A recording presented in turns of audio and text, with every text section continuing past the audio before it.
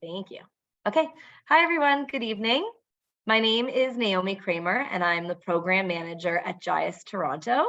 I'm going to introduce all of the speakers that we're working with tonight in a few minutes, but I wanted to start by introducing what we'll be covering tonight.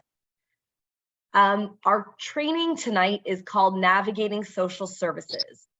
We definitely do not pretend that you can learn everything about navigating social services in a 1-hour training. Social service workers and social workers and other professionals have been spending years, and still many of us don't know about certain programs and services that exist in the Greater Toronto Area. So we're definitely not pretending that as volunteers, you'll be able to navigate everything. However, one of the challenges that we know volunteers are facing is not being sure where to find the right information, not having a good understanding necessarily of the different buckets of social services. So our goal for today is to try to tackle that beast a little bit and hopefully give you some of the ideas you need to figure out where to look when you're helping a newcomer with their adjustment to Canada, and hopefully have a bit of a better understanding of who is eligible for which type of service, because that's sometimes the barrier that newcomers face and the volunteers who are helping newcomers face as well. So we'll start with a little bit of this orientation and introduction to all the speakers, and then we'll go speaker by speaker to cover a few different topics. And we'll leave time for question and answer at the end. So if you can save your questions, but if you have a burning question and you also don't want to forget it, write it in the chat so that we don't lose track of all the questions. Okay? Oops.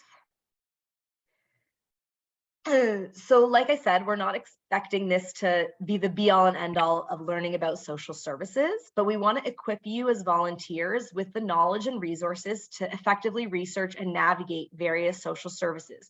Just like our goal in our sessions with newcomers is to help them navigate social services, we also want you as volunteers to have some of those tools. And it's really important that you understand who our clients are in order to do that. So clients at a settlement agency like JIAS are newcomers. And that means not just immigrants, but people who are actually new to Canada.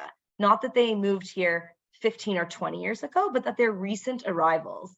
So usually what we say in settlement services is newcomers are people who have been in Canada for 3 to 5 years or less.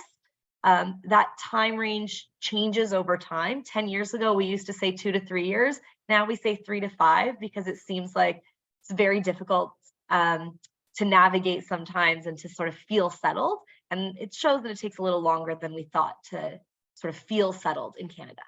But usually the intensity of social services is in that first couple of years in Canada. So I'll give you a really basic introduction to some social services, and then I'm going to pass it on to our speakers.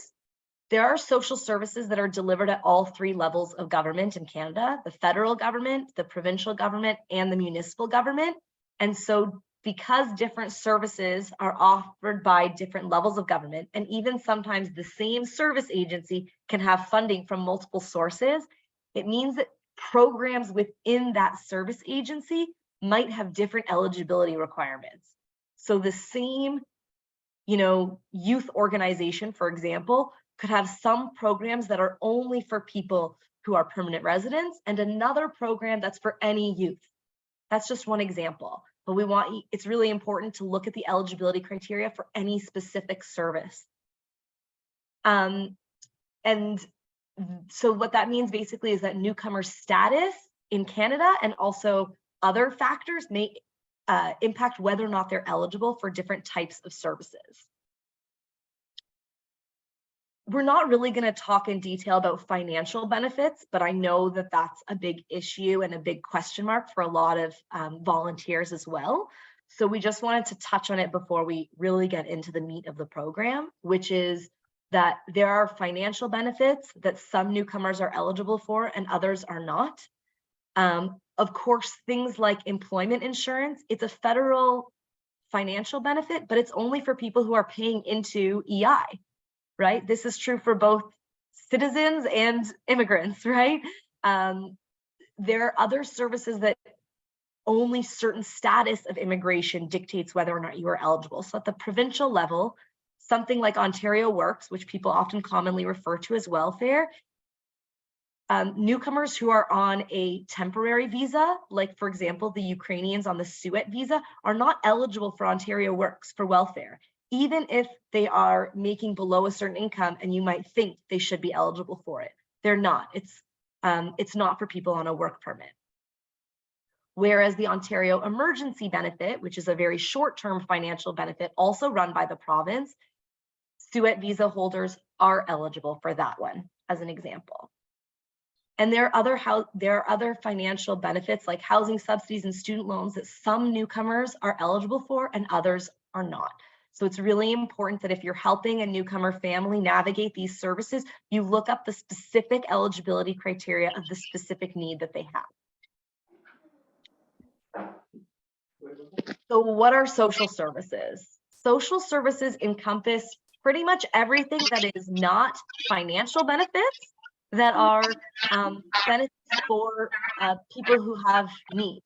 It doesn't necessarily only mean people who have financial needs, right? So social services can also include things like parks and recreation programs, public health services. We all benefit from those social services. Employment agencies are not just for people who are unemployed, they can also be for people who are underemployed.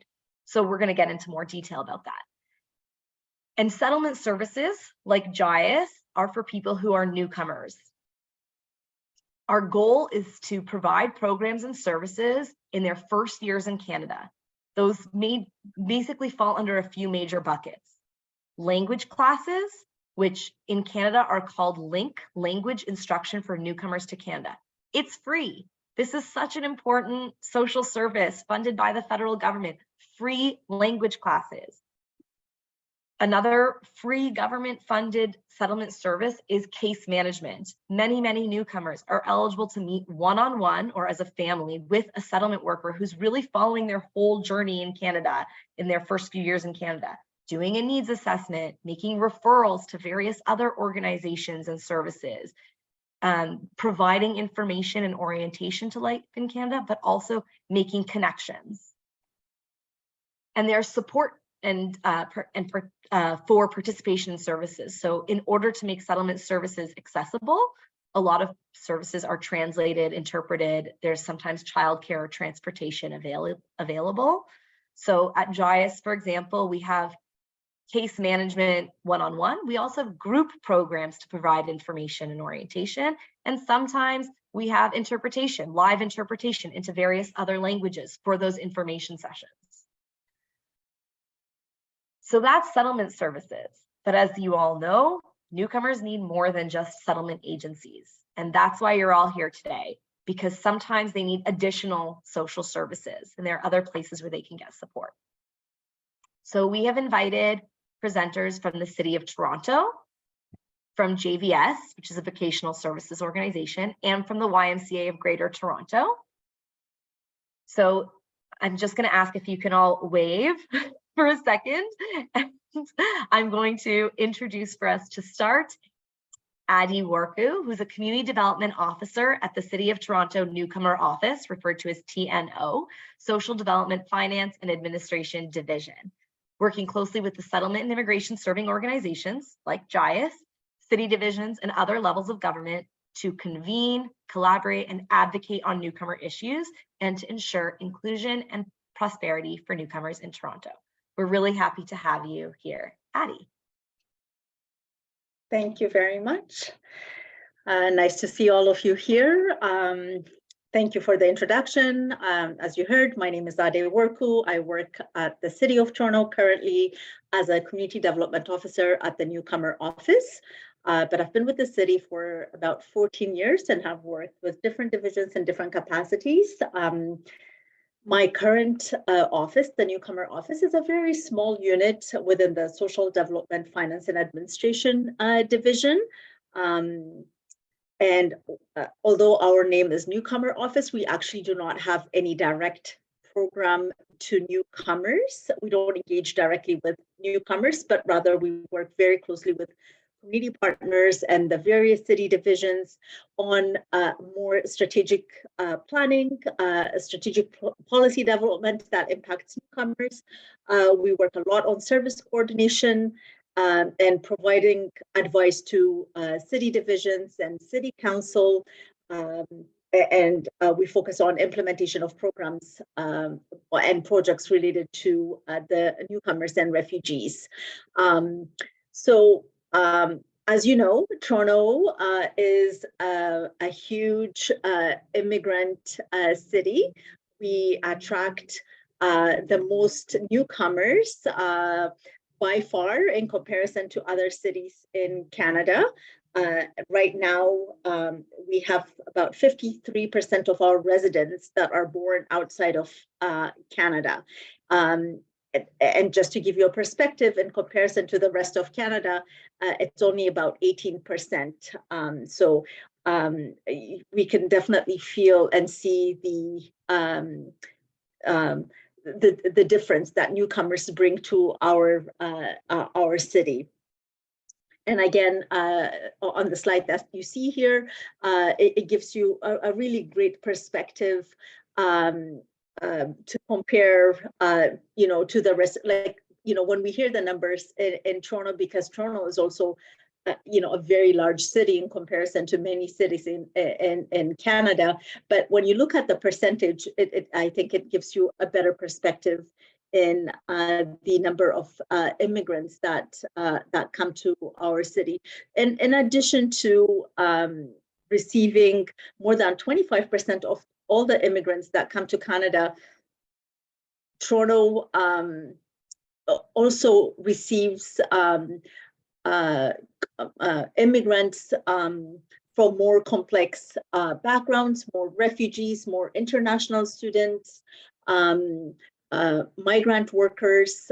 So this aren't, just your permanent residents or sponsored refugees that have planned to come to Toronto. We have a tendency to also accept and bring a lot more newcomers with very complex needs to our cities. So our programs and services also have to match to meet the needs and the complexity of the residents that we serve. So I want to start by telling you, Naomi had informed us that there are different policies, different programs set by different levels of government. Of course, the City of Toronto is a municipal level government. So, some of our programs are different than what you would be getting at a, from a federally funded or provincially funded programs.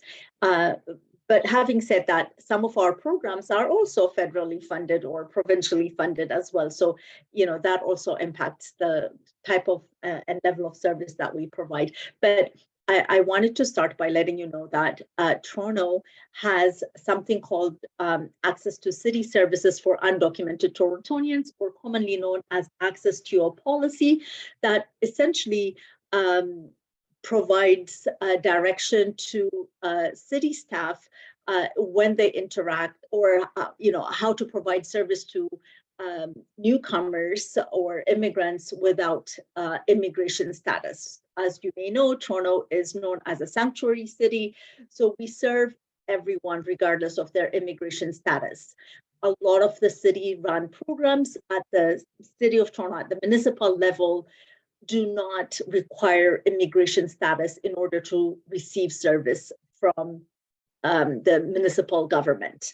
And, I'll go into a little bit detail about the different programs, but I just wanted you to understand that if you come across, a newcomer who does not have status and who, may be fearful about, accessing service, please inform them that the city has an access to a policy that essentially protects their privacy and would not deny them service because of their immigration status. So, Addie, sometimes even newcomers who have documentation might be nervous or scared about giving information or getting a service. So at the city level, what you're saying is anyone who lives within the city limits has access to all the city funded services, right? Almost 100% of the time. Of course, there are some exceptions. As I mentioned, we run certain programs that are funded by the province or the federal government that might have certain restrictions. Okay. A perfect example is the Ontario Works program. The Ontario Works program is a provincially legislated program. The city runs the program. It's not our own program. So there is provincial mandate about who can receive Ontario Works, as you explained. So if they don't have, the specific immigration status, they would not qualify for the Ontario Works benefit. But they will they will receive the employment support that comes with the OW program, for example. Right. And we do have a mandate to protect their. Oh, I think Addie froze, right? Okay. Yes. We'll move to the next slide and see if she comes back for a second. We'll wait 1 second, and if not, we'll forge ahead and we'll come back to Addie a little bit later.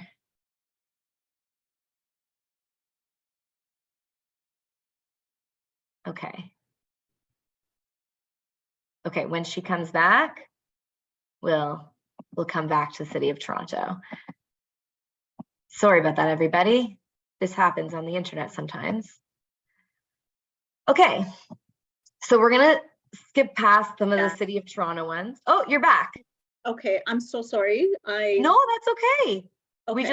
We weren't sure. I'm gonna go back to the slide that you were on if you're here, Addie. Okay, I'm here. Yeah, if you can take it. Okay, so we just finished talking about the access to your policy,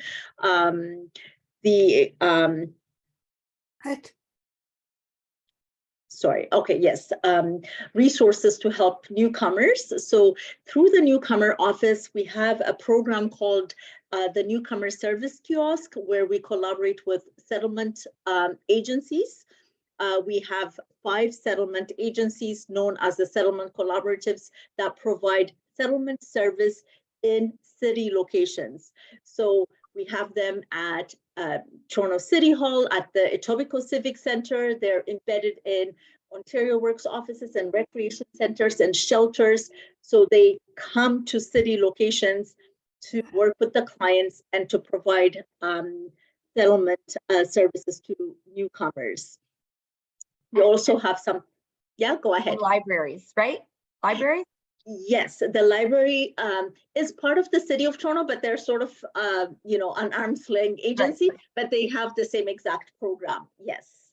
Okay. And then we also have a newcomer welcome brochure that has all city services listed on it. So I don't know if this slide is going to be shared, but the link will take you directly to the brochure that has explanation about all city services for newcomers. Wonderful.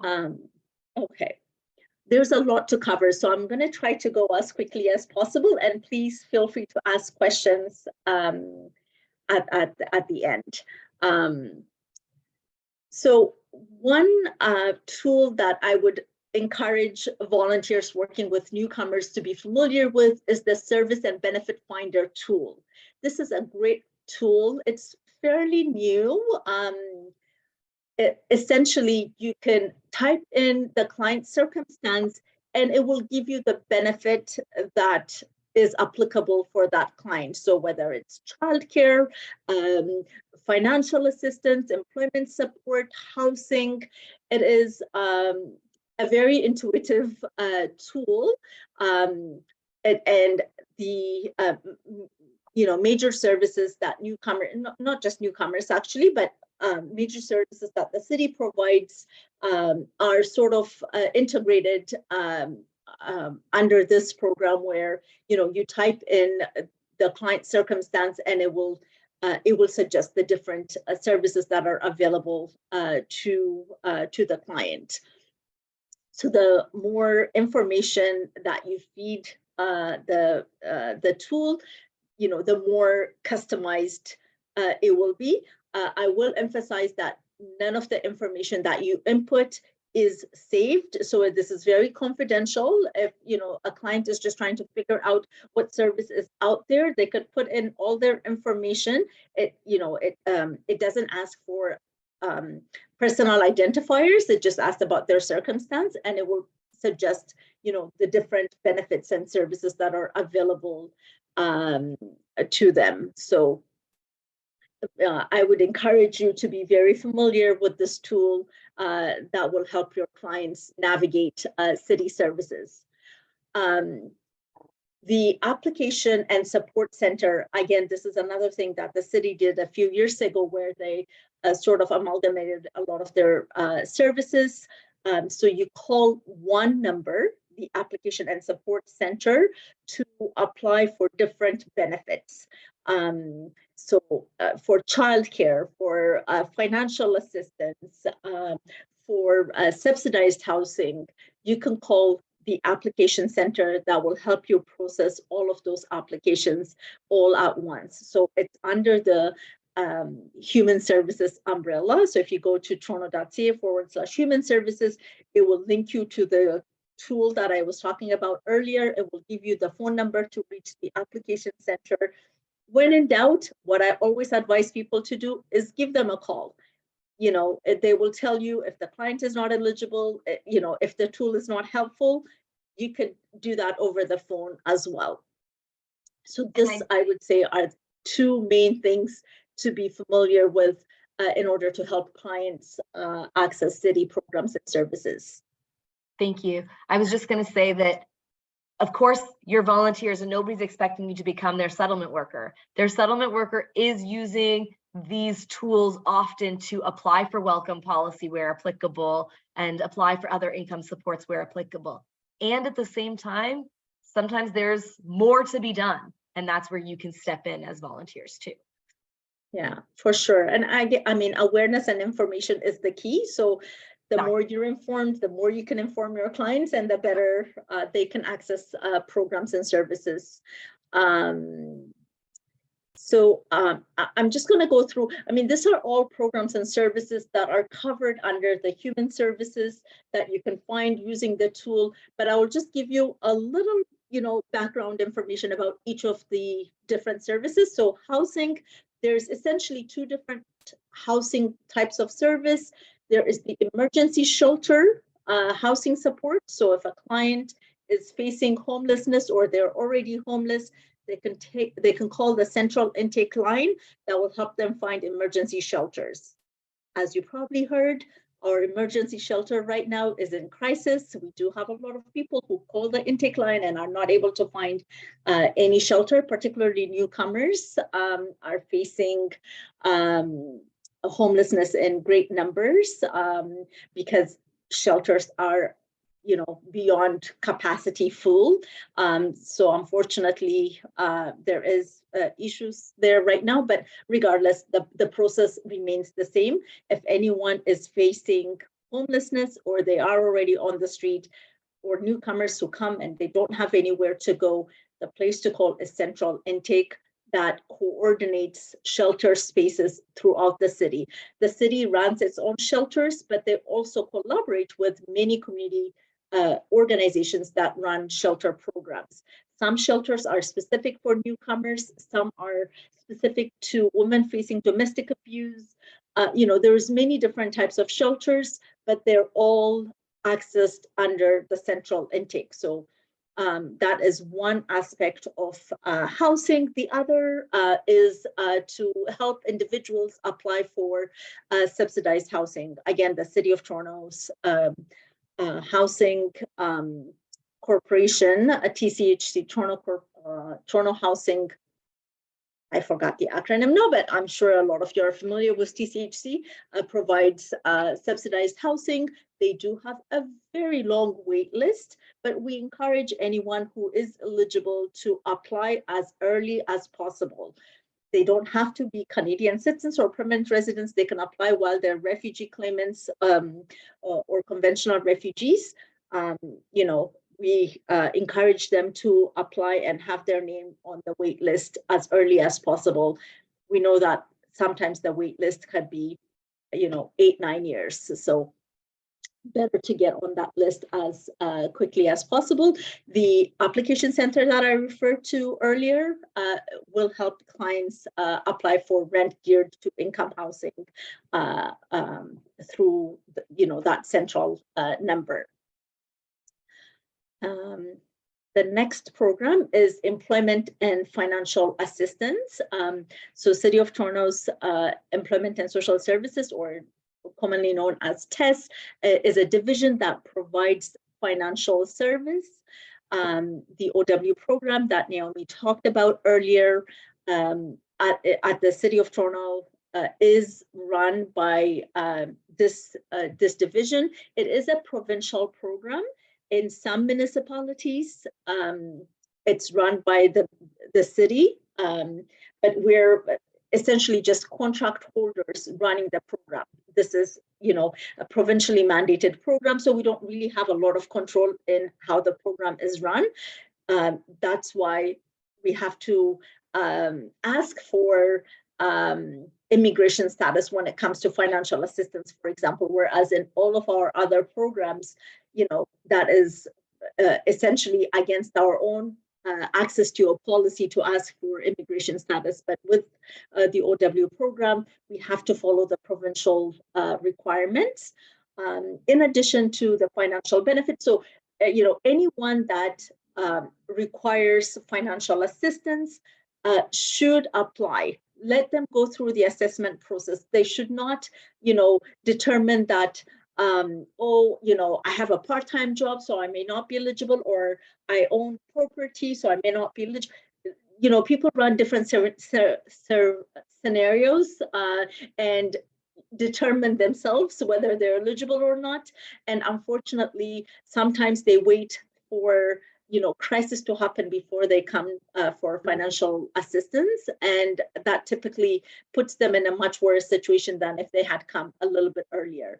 They can have a part-time employment, they can have a certain level of asset to be eligible for Ontario Works.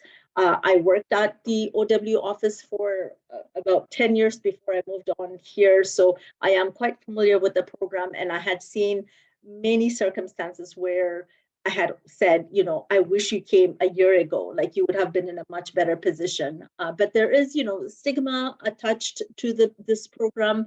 There is misinformation. So people, don't want to apply.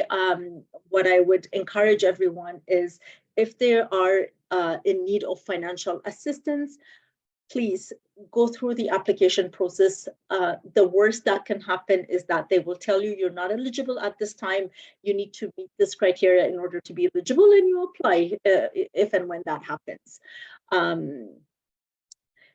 So anyone that needs financial assistance on an ongoing basis, but there are also other financial benefits through the Ontario Works program.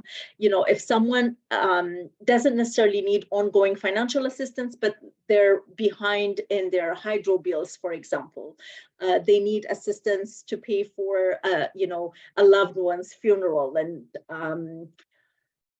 they need medical devices that they can't afford to pay. They should call the financial assistance line to determine if they are eligible for those benefits. So in addition to ongoing financial assistance, there are one-time benefits that are available through the financial benefits program. Okay.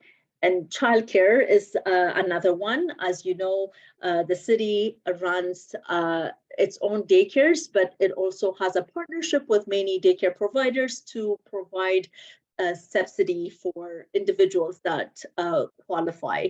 And right now, the province has an agreement to provide the $10 per day childcare. So, and some daycares have that program. Again, there's two components to the childcare program as well. It is finding a childcare center that has space available, and that is, appropriate for the particular child. The other aspect is being eligible for the subsidy program. So the tool is excellent to help with this, but once you're on the website, it also connects you to the child care finder, where you just put in a postal code or certain criteria. You might be looking for a child care that has unique programs for children with autism, for example. You put in the criteria and it will give you specific locations that provide the type of service that you're looking for. And then it's applying for the subsidy to ensure that you get the additional benefits as well. Okay, for sake of time, we'll move on to the next one. Please write down any questions that you may have. I'll be happy to answer any questions.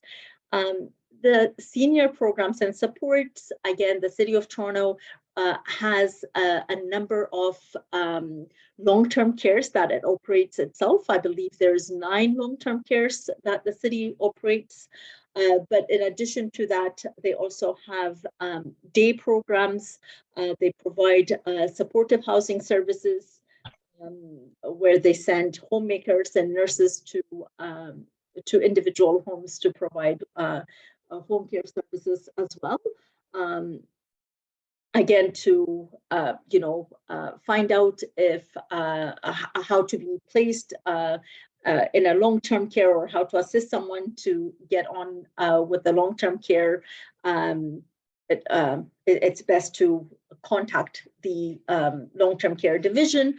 Another great aspect of the senior programs and services is that it has a really great structured volunteer programs. They depend a lot on volunteers to run a lot of their programs and services.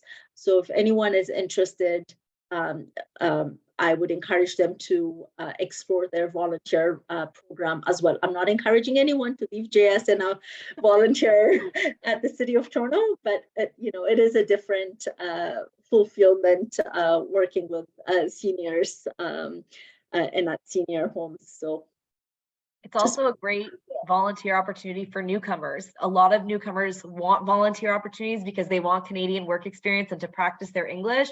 But the types of volunteer jobs out there often require specific skill sets that they may or may not have, or knowledge of life in Canada. But this is the kind of volunteering that can be great for the newcomers that you work with that are looking for volunteer opportunities too. Perfect. Thank you. Health services. Again, Toronto Public Health provides a lot of free services, and in accordance with access to your policy, they do not ask for immigration status.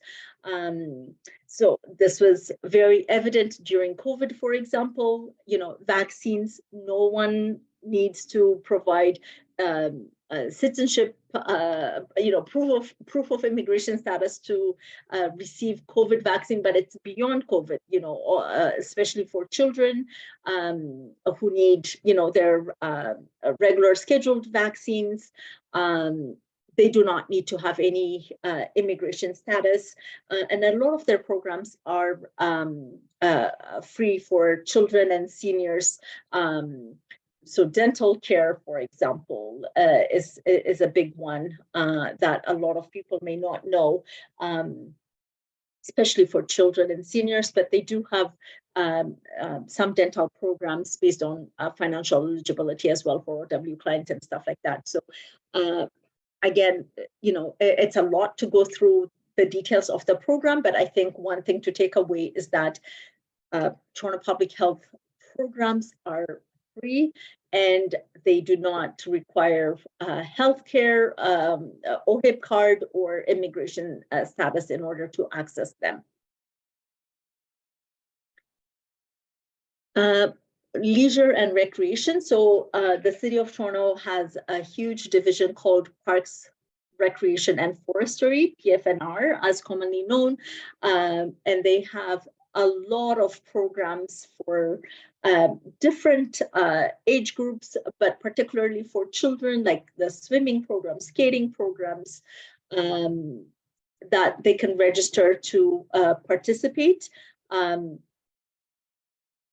These programs have a specific registration dates. Typically, you do need to register and have like a client ID number in order to access these programs. But for clients who may not afford the fee, there is something called welcome policy that waives or subsidizes the program. So, and there are some recreation centers in certain neighborhoods that all programs are actually free. It is,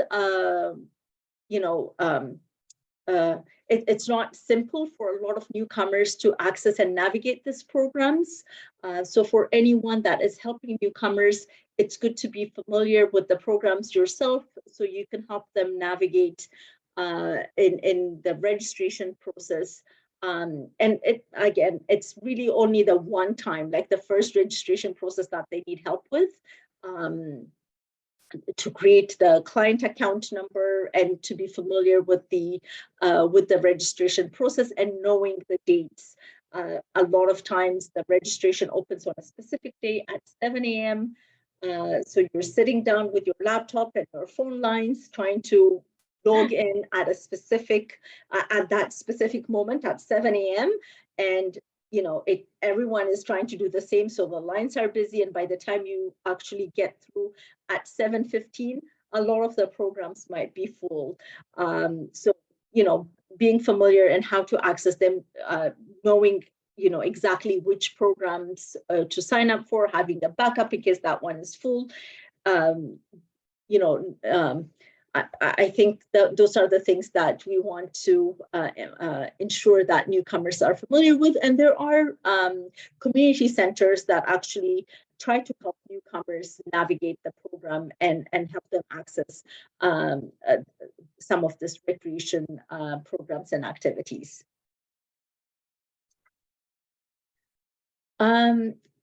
And then the library that we mentioned briefly earlier has Toronto. We're very fortunate. We have 100 branches across the city that have amazing free programs in many of their branches.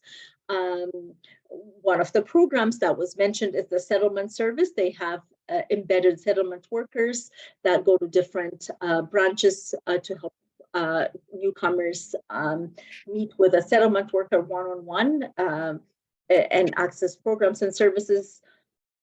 They have a lot of books and materials in different languages. They have a Wi-Fi lending program, for even laptop lending programs. Anyway, they have a ton of programs. So again, encourage your newcomer clients to be connected to their local library.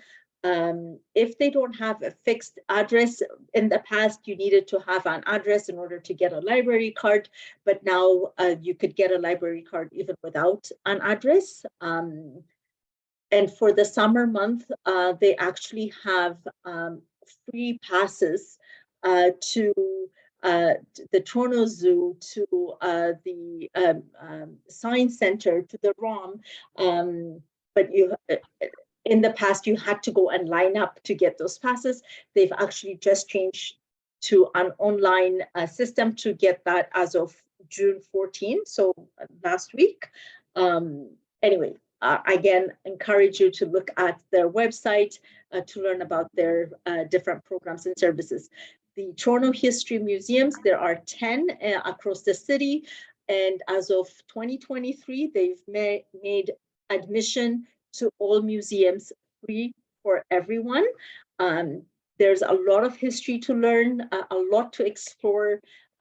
So encourage your newcomer clients to explore museums as well. Some newcomers might be interested in opening up their own business. We do have the small business office. Enterprise Toronto was their former name. Now it's a bit of a longer name, Toronto Small Business Enterprise Center, that has information sessions, and they can go and meet with someone that can give them guidance and resources to help them establish their business or help them grow their business. And I want to highlight a program that my office does, the Toronto Newcomer Day. It's one day a year. So we just celebrated our 9th Newcomer Day in May. It's a huge event. This year we had about 12,000 people that showed up. So we bring a lot of newcomer service providers from different city divisions and community partners to provide information to newcomers, but it's a very festive event where we have entertainment, we have food fair.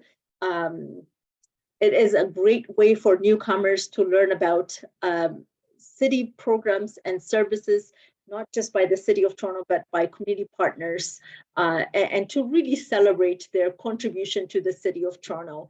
It is a very celebratory event. We also have a partnership with IRCC where we hold citizenship ceremony on the Day of Newcomers. So this year, about 40 newcomers received their Canadian citizenship during our Newcomer Day. I think I covered pretty much everything that is there for newcomers at a very high speed. I know it's a lot to process and digest. I will put my contact information, so feel free to ask questions at the end or reach out to me at any time if you need additional information about any of the programs, or if there's anything that I missed to cover in this presentation. You covered so much. Thank you so much, Addie. I really appreciate you coming today and speaking about so many different access points for newcomers. I think the lesson to be learned here before we move on to the next topic is that at every topic that you think the family might need help navigating, there's a different outlet at multiple levels of government to get that information and service. So it requires a little bit of Googling, a little bit of research skills, but I think you're going to find that there's often an answer to your question or a discount for the thing that they need or something, a way to access that service. So thank you so much. I think that was really helpful. I learned some new stuff too, so thank you. So we're going to move on to employment. I think there's no doubt that employment is one of the biggest concerns that newcomers have in their first couple of years, both the urgent employment needs as well as long-term employment. So I'm going to introduce Marina, is program manager at JIAS Toronto. She oversees a portfolio of newcomer programs, special projects at Jewish Vocational Services, including job search support, employment counseling, training, mentoring, job coaching and retention, as well as career counseling and recruitment services across 9 locations in the GTA. JIAS refers all newcomers who need help with employment services to JVS on the regular, so we're really happy to have you here. Thank you very much, Naomi. What do we start with? Let's go to the next slide. Move on. So I know we're very short of time. You're great. So just briefly, as Naomi mentioned, the JVS stands for Jewish Vocational Services, but just to clarify, this is to preserve the history of the organization. We no longer refer to us as Jewish Vocational Services. The organization started in 1947 by a group of volunteers to help the newcomers, the survivors of the Holocaust who are coming to Canada by teaching them vocational skills. They taught them how to sew. They bought sewing machines so that these people could operate sewing machines and could go and find employment. That's why it was called Jewish Vocational Services. It no longer serves only vocational clients. We serve highly skilled professional clients who are coming to Canada on the newcomer side, okay? So if you have any client looking for a job, whether they're a citizen in the longer term or maybe your acquaintance, anyone, refugee, claimant, convention refugees, send them over to JVS, because you can see why. The number speaks for themselves. As Naomi mentioned, 9 locations in GTA in the York region, over 200 staff members, and the agency is only about employment. We only do employment. We don't do settlement. For settlement, we send to JIAS. Let's move on.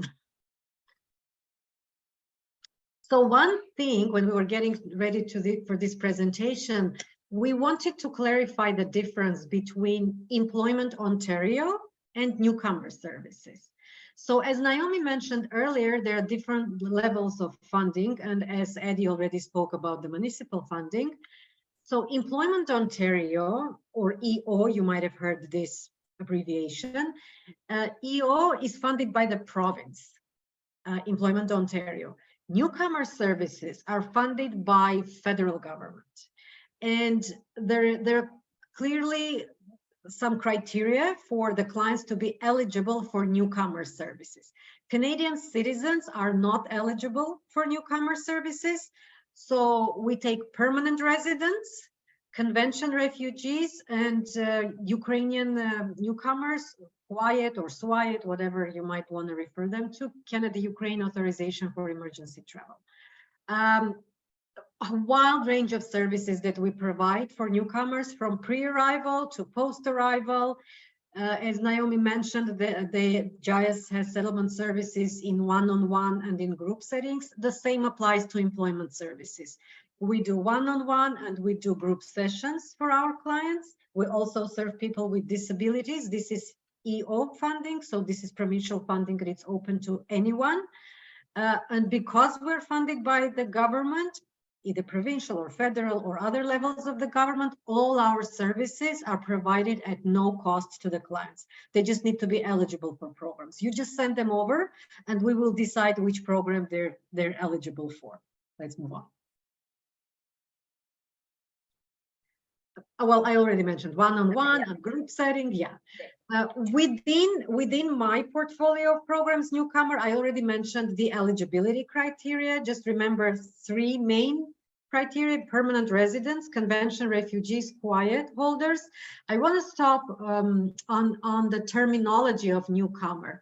As Naomi mentioned, for settlement services, it's usually 3 to 5 years, which makes sense. People who come here, they settle within this period of time. However, for the purposes of our employment programs, for us, newcomer is anyone who holds permanent resident card. So if someone is living in Canada for 10 years with a permanent resident status, they're eligible for our programs. Send them over. For whatever reasons, they may opt not to accept Canadian citizenship, they're still eligible for our programs. Technically, they are. They may know all of the things that we will teach them, like job search workshop, which is the very first step that a newcomer to Canada needs to know. So we give them condensed information over several days on what it takes to get a job in Canada. Canadian Workplace Communication is a language program, but it's a workplace communication program as well. You will get flyers after this session because we shared all of them in advance. If you have any highly skilled professional clients who are specialized in architecture or business finance or IT, we have enhanced language training for these occupations. Again, send them over, you'll get flyers. We'll know how to help them.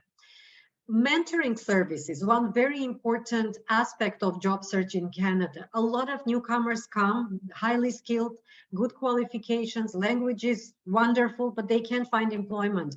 So to network better, there is a mentorship program through TRIAC, which pairs them with an established professional in Canada in their field. And I think we can go on to the next slide at this point. Yeah, I am. So in addition to whatever I mentioned we do, to one-on-one sessions and group sessions, we also match them to the positions that come to us through different employers with who we're working. Let's move on. Yeah, TRIAC, I already mentioned, is Toronto Region Immigrant Education Council. I don't remember. Yeah. The mentoring partnership, yeah, this is the idea. So we match a mentee with a mentor in their profession in Canada. So this works through their occupation to help them in their career advancement. And just an overview of our employer partners through the mentoring partnership. And I just want to highlight here, because I think this is so important, Marina. For volunteers, one thing that I know is an ongoing struggle between volunteers and newcomers is the pace with which the job search happens. Sometimes volunteers expect it to move much faster than newcomers are ready for because they're still adjusting to sort of day-to-day challenges of life here, and vice versa. Sometimes newcomers expect to find a job right away and volunteers are like, you don't even know anyone here yet and you need to know people. So this is sort of one of the areas where volunteers and the newcomer and the social service agencies can all work together to sort of adjust everyone's expectations, help everyone set short-term and long-term goals that are different. The short-term career and the long-term career might not look the same. Exactly. Thank you, Naomi. Yeah. So if you need more information, go on our website. Through the website, you will find this link. Of course, you will also get a copy of this presentation where clients can just leave their name and someone will contact them to guide them better. As we mentioned, we have 9 locations. Once they fill out the form, we will know where they live or which office to send them to, okay, or which program to refer them to. And we'll answer questions at the end. Amazing. Thank you so much. It's so helpful and so important that volunteers, as well as the newcomers themselves, both really understand this. So I'm going to introduce our last 2 speakers for today, last but not least, of course.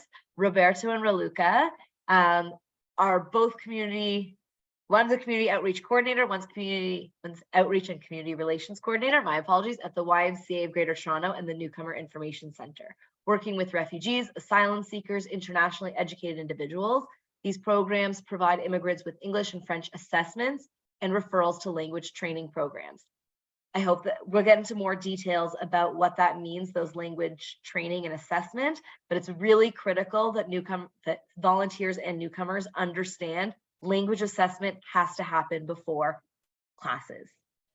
So I'm going to pass it on to Roberto and Raluca. Are you here? Of course, I'm doing the same there thing you are. I've been doing for 3 years, which is speaking with my microphone in mute. But anyway, I just want to welcome everybody and thank you for being here at 8:24 p.m. That means that we are highly interested in what we're going to say. And for Raluca and I, it's a pleasure to be here and talk about the big idea of what the YMCA is and what we do. We're much more than a song. Everybody thinks that we're a song and we're a gym, but we're many other things. And we are a big charity all over Canada and the world. And we offer several services. Tonight, we're going to see what we do generally for all of the newcomers to Canada. We are going to see the services we offer and what do you need to be or have in order to access our services. And finally, the most important thing, where are we in the big Greater Toronto area? And if we can continue, please.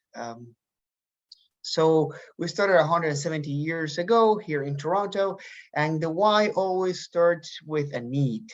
So everybody knows our childcare centers because they're very nice, but they are nice because when women needed to go to work in the factories because men went to war, there was nobody to take care of the kids. So the Y started the childcare centers. Right. And when kids were lonely, doing nothing in the streets and getting into trouble, the Y created health and fitness centers. And when toddler needed to gain confidence and learn how to swim, we created those swimming and aquatics lessons in Canada.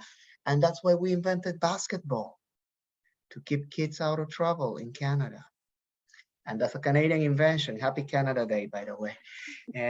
And we help older adults. We help with employment support.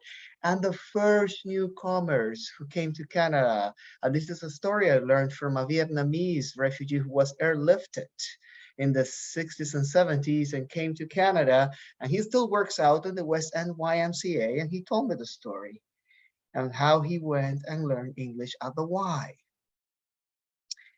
And he's 92 years old. He's strong, I'm telling you. Okay, but anyway, we have programs for leadership. We have programs for volunteers. We have programs for exchange programs. Now people coming from overseas, not just to see Niagara Falls, but to see the realities of Canada. We have all that together and the why. And Raluca and I are here to help you walk through the process on how you're gonna help people to see the why from this big lens and perspective. We have an Immigrant Services department that includes the Language Assessment Center and the Newcomers Information Centers and Newcomers Youth Leadership Centers. Raluca works with the Newcomers Information Centers. It's a one-stop shop where you will find everything you need in Canada. Well, not really, but we'll tell you where to go. Yeah, not really. And then you will find a Language Assessment Center, which is where I work. And what we do is basically assess or measure the English or French levels of newcomers so they can access government-funded language classes. Canada has a standard for language classes. It's called the CLB. It goes from number 1 to number 12. The government pays from number 1 to number 8. Guess why? Because after 8, you're pretty confident to speak and get away with everything and get a job at JIAS. And then, or maybe you can go to Naomi and you can get other settlement services. But for that, you need English. And we have employment services, which is JVS's, I think, competitor. But anyway, so that's okay. And we But have the beauty of social services is that we're kind of not competitors because they're all free services. It's all free. Anyway, we also have a camp and, oh, okay, yeah. We have youth programs and we have health and fitness, okay? We have gyms and we have subsidized memberships. Raluca can talk more about that for newcomers, okay? So if we could go with the next, I'm flying through the presentation. Don't worry, I'm trying to put 170 years in 3 minutes, so it's okay. So Yeah. We are trying to cover as much. Raluca, go ahead. Thank you. We are trying to cover as much as we can. So yeah, as Roberto mentioned, we have many programs under YMCA. YMCA is big, and I know me as well as a newcomer, I didn't know about YMCA and all the programs that YMCA has, and why not all the programs in the community, because it's not only YMCA, right? As we saw earlier, it's JVS for employment, it's JIAS for settlement services. So yeah, there are many organizations that can help newcomers, and I didn't know about this, but I found out later on. Yeah, so I wanted to cover as well the food programs that YMCA has. We also have under YMCA 3 locations where we have food banks, but they are in partnership with North York Harvest Food Bank, which is the bigger food bank, and Daily Bread, the same, Daily Bread Food Bank. The one in North York is located in the Bayview, if you know the gym. I guess, I mean, I know that most of the newcomers would know about the gyms. So it's the one in Bayview, so it's located inside. And the same for Scarborough. One is located in a childcare, and one in a location with employment for YMCA. So they're not really, you need to search for them, but these are the 3 locations that we have here in Toronto. There are some other ways on how to find food banks, because we are not a food bank, we are only in partnership. I put here in the slide, it's 211ontario.ca, where you can find food banks based on postal code. You just type the postal code, you will find the closest one. The North York Harvest Food Bank, the same, distributes free food in the northern Toronto. Feed Ontario, the same. It's a website where you can find the food bank in your area. Daily Bread Food Bank, and the food banks Canada.ca. It's for whole Canada. So if a person is, if you have a client, I'm not sure if you are also serving people outside of Ontario. Maybe they are looking for a food bank, they can find there on the website, or you can find there and help them. What I want to mention is that it's better to call before you go to a the client goes to a food bank, just to make sure, because sometimes there are certain details that change, or maybe, I know, the program changes, or just small details, and it's better to give a phone call before. And also some food banks would require registration, so you will need to have an ID number. The client needs to have an ID number. So if they don't have, they need to log in and to have it, to register. They need to call. Okay. So yeah, and the food banks can be accessed by everyone. Sorry. Oh, I just said that's so important. We have definitely had clients with volunteers go to food banks before, only to realize they're not registered for this food bank, they're registered for a different one, and they didn't realize that. Exactly. It's just a phone call. I guess it's enough. They will tell you exactly, because they know they are in charge of of the food bank and the services there, and then they will tell you exactly what you need to do. It's much better, and I would suggest for all the services, if they go, just to give a phone call ahead. Then the eligibility criteria for our services for newcomers. So basically, for Newcomer Information Center and for language assessment, they need to be a permanent resident, naturalized Canadian citizen, conventional refugee, or a protected person, a refugee claimant, a foreign domestic worker under the Living Caregiver Program, provincial nominees, the QIAT, the Ukrainian nationals that are coming here under QIAT program, Afghan nationals, and some temporary foreign workers. What I want to mention, with aside of this, we will serve the Newcomer Information Center. So the program that will help with the settlement here. We will serve everyone, no matter of the status, because there are certain services that they can access, even if they cannot access the government funded programs, they can still access some services, and we can let them know about those services. Okay, because as a newcomer, you're really not sure what you can access. And sometimes newcomers don't even know exactly which category they fall under. Sometimes newcomers themselves are confused. That's a good point, Naomi. Yeah, that's why we can just help, and we will guide them. These are the locations. There are 7 locations where you can find both Newcomer Information Center and a Language Assessment Center. Of course, there are many other locations for childcare, for gyms, for employment, for youth programs, for all the programs. The programs can be under the same location or they have their own location. But here I just put the 7 of them.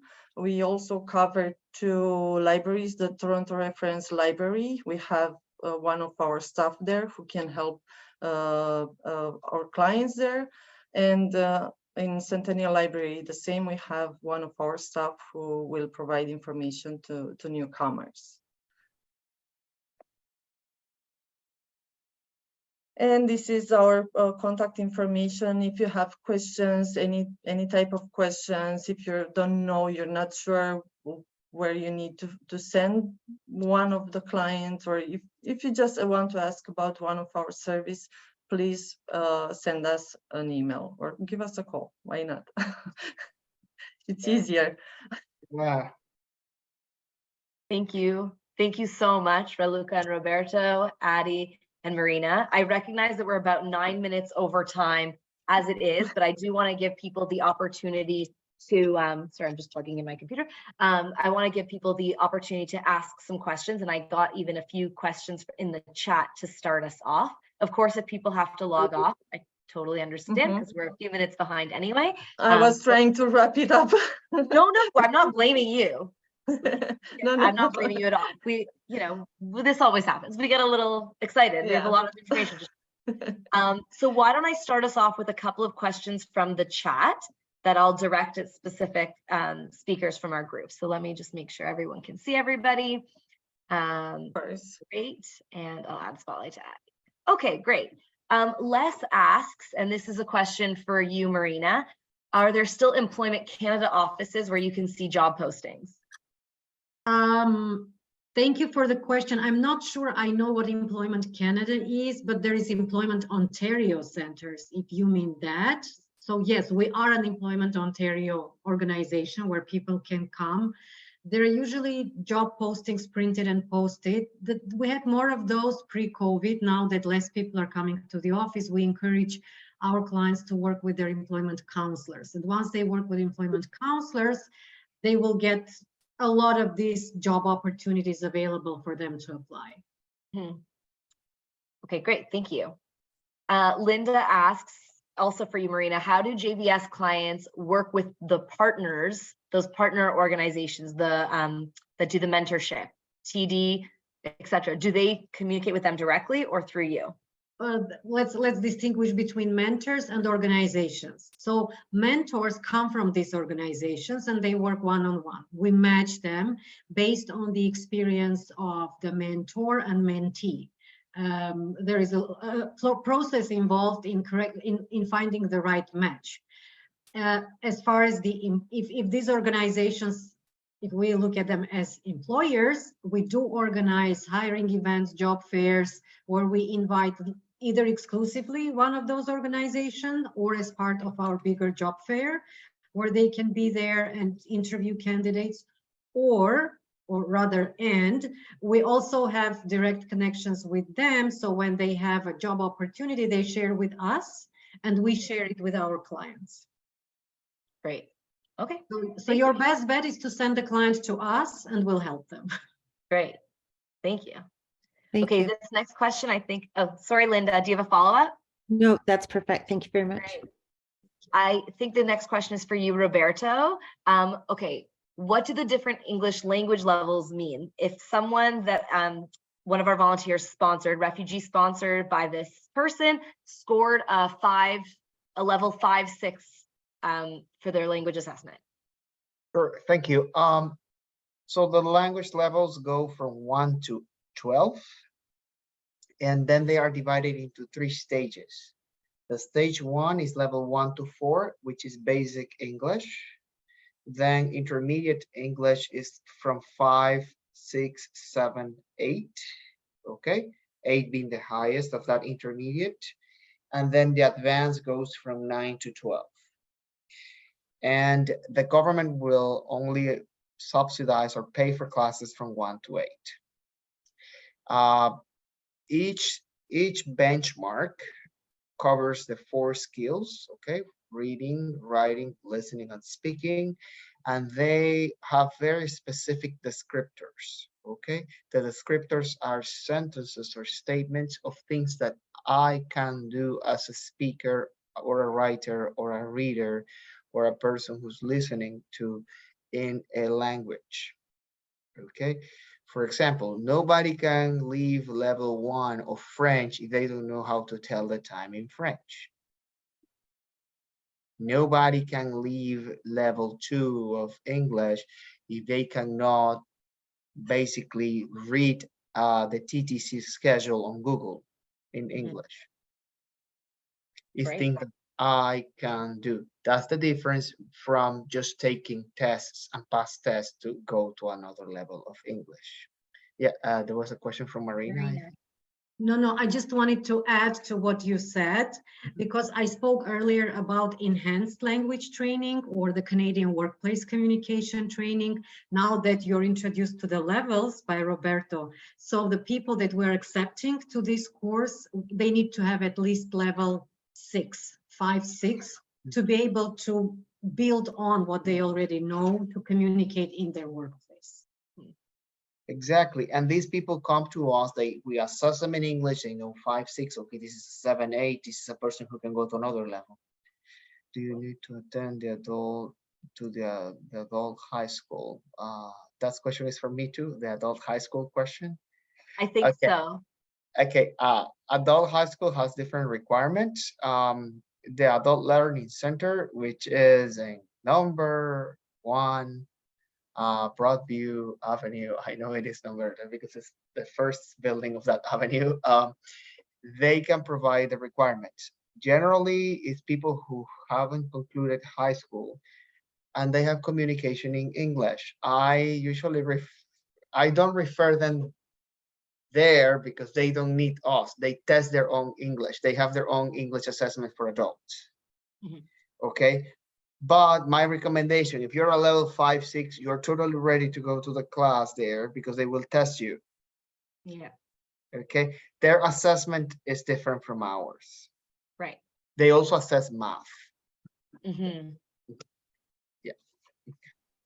And it's important for people to think carefully about whether or not they need adult high school or they can move on directly to a college program, because sometimes people think they need to go back to high school, but they might actually be ready to go to college, and sometimes not. It depends on the circumstances of that. Correct. And it's better to go to a settlement worker or a person who can guide them on what to do. Yeah. Yeah. Okay, Dana, I think it was, I don't know if that's a follow-up. Thank you. I just had a question. So once the learner reaches level 8, if they do decide to continue, it would be at their own expense, but they can continue to the level 12 if they want to, right? But there are no, unfortunately, Ontario does not have funding to open more above 8. Okay. And so, yeah, this is what we do. This is what we do. There is a way. Okay, there is a way. Okay, so there are classes called occupation and specific language training. They require proficiency in English that is quite high. They're offered by colleges in Ontario. Most of them are heavily subsidized or even free, and they are great. They're focused on programs like project management and things that are very much in need in Toronto. They're very similar to what Marina was saying about the high the ELT or the high level of English proficiency classes, enhanced language training classes. The OSLT programs and the enhanced language training programs, these are all alternative for people. And it's very promising because a lot of them stay at the jobs because some of them have practicums and some of them have different activities where people can remain working after they finish. So it's pretty good, and it's available in French too. It's it's called FLAP. Yeah. I feel like there's a follow-up to that, but also sort of goes back to Les's original question, which is most newcomers, once they reach level 6, 7, I think, and Roberto, you can correct me if I'm wrong, people start to feel confident enough in English that they're out on the job market. They don't necessarily all finish all the way through level 8, because maybe after, if they arrive level 4, they spend a year or two working up to level 6, they might feel confident enough to go out into the job market. That's completely correct, Naomi. The thing is that whatever you learn out of need, you remember it by obligation. So if you're learning it because you really need a job and you already have a job, you will stop learning in that school because you're already learning at work and you already achieve your goals, right? It's like when you start learning how to drive and you got that G2 and then that full G, you're not going to see a driving school ever again in your life because you achieve your needs. The Right. same thing happens with our English classes. But for us, that's the biggest realization when our students get to level 8, because it means that they have achieved autonomy in learning language and they own the language. Beautiful. Anyway, yeah. And I think what I'll say from the settlement agency side is that if even, JIAS offers link schools, language instruction schools, and sometimes people need to like stop taking full-time language classes at a certain point because they really need to start earning an income. So once, let's say they've reached level 6, they feel confident enough to go out into the job market, but they still need to practice English in other settings. They might come to our like informal conversation circle program as an alternative to language classes, but so that they can keep practicing the language that is slightly different from the kind of language they're learning on the job. And there's another thing. I mean, many language learners, many newcomers, as soon as they achieve very high competency in English, they want to start learning French, and they join us to start learning French, and that's fantastic. We have French classes available through the Toronto District School Board, Toronto Catholic District School Board, Le Collège Boréal as well, many other schools. So. Great. Are there any other questions? Okay. I want to thank you all for staying on an extra 20 minutes longer than we said. Hopefully it was very helpful for you. If you can stay on a couple more minutes for those volunteers, if you can stay on for a couple more minutes for a poll, right, Dana? Just so we Thank can you. get I was about to, yes. if it was helpful or not for you. While you're starting to answer the poll, I'm going to say a huge thank you to all of our speakers today. I really feel like I learned a lot, and I hope our volunteers did as well. Thank you very much, Naomi. Thank for you. inviting us. Thank you so much. Thanks for It coming. was really a nice session, I would say, even for me, because I am still learning, and I like to refresh all the information that I have. Wonderful. Absolutely. Yeah. Same for me as well. Learned a lot. So thanks, everybody. Thank you very much for having us, and we're very happy to be here with all of you. And thank you for the work you do with everybody who's coming to Canada. And you as well, all of you. Thank you so much. You're very Thank you. welcome. Thanks, everyone. Bye. Have a Bye. great Take day. care. Bye-bye. Bye-bye. Have a Thank good you. night. Thank Bye, you. everyone. Bye. Bye-bye. Happy Thank you for Canada staying with Day, us. Happy everybody. Canada Day. Bye. Thank you so much. Bye. We can stop recording.